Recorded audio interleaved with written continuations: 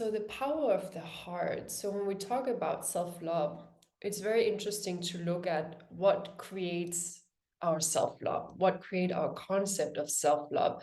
A lot of the times we believe that it's the thoughts that we have about ourselves, which are very, very important and which can play a big, big role.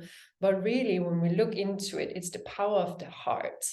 So the interesting thing, or the difference between the two, is that the mind lives in a polarity system. So it has good, it has bad, it has to discern. The heart has to discern, the heart has to investigate. Sorry, not the heart, the brain, the mind. The mind has to investigate. So when we're working from this part of ourself, then we have, this is our analytical machine, and it's brilliant. It's a computer. We can do all sorts of things with the mind. But the mind works in polarities. Otherwise, it can't really work. It needs nuances. It needs dark, light, good, bad. Otherwise, we don't really understand what the experience of that is. If we don't have any bad, we can't recognize the good. But this is the programming of the mind. Okay, so the mind works in this fashion. The heart works in a completely different way. The heart is what stores our. In many ways, the heart is much more linked to the subconscious mind and the subconscious beliefs than our conscious thoughts are. Because the heart doesn't lie. The heart can actually tell a lie. The heart doesn't have any ego game.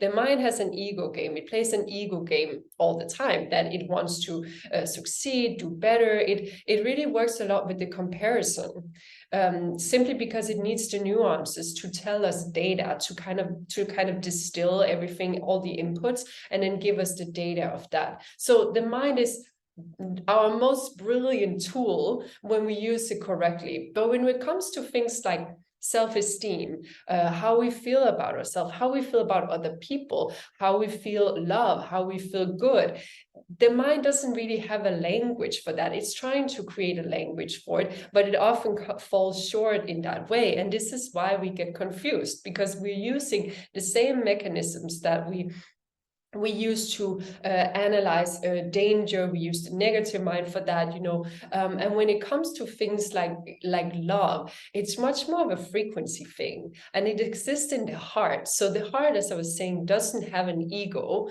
and the heart doesn't have it doesn't know evil. So whenever we're talking about evil, that is not a question of someone projecting evil from the heart. It doesn't exist. It all comes from the mind. However, sometimes the mind can become so much more loud than the heart. And this is when we get into the things like, when we don't like something, or when we don't, appreciate something, or even worse than that, I would take it so far as when we feel hatred. This is the doing of the heart shutting down. This is the doing of us not being able to listen to the heart kind of diminishing its frequency, diminishing its relevance within us.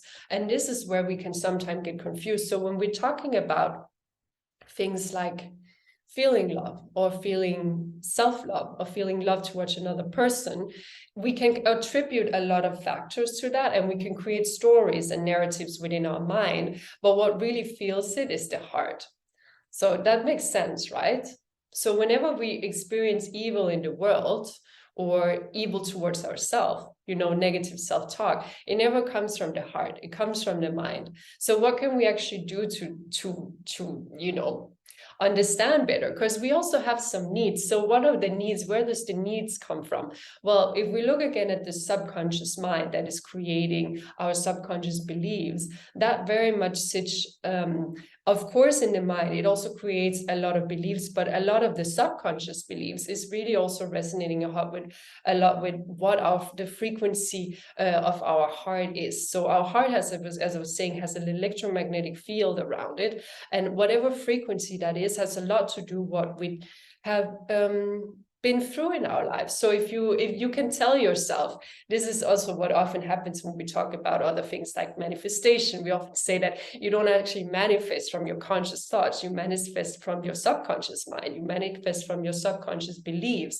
And this is what sits in the heart rather than really in the head. Of course, it also has to do with the mind, but the heart operates in those parameters. So it doesn't operate in the same way as the mind.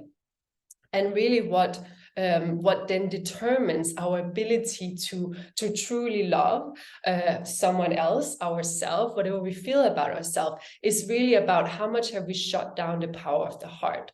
And we shut down the power of the heart when we have heavy subconscious beliefs around us. So if we've gone through something traumatic, now we work with the motherhood course, so we know that this goes way, way, way deeper than just what happens to us in our current life. This is also about what happened to us within our mother's womb when we were complete infants. We had certain needs. Perhaps those needs weren't met. Perhaps we weren't listened to. We weren't heard. We started to shut down the power of the heart. We started to shut down the frequency. It just became a little bit more diminished. So whenever we don't have our needs fulfilled, this is when we'll often go in and we'll shut down in the heart space.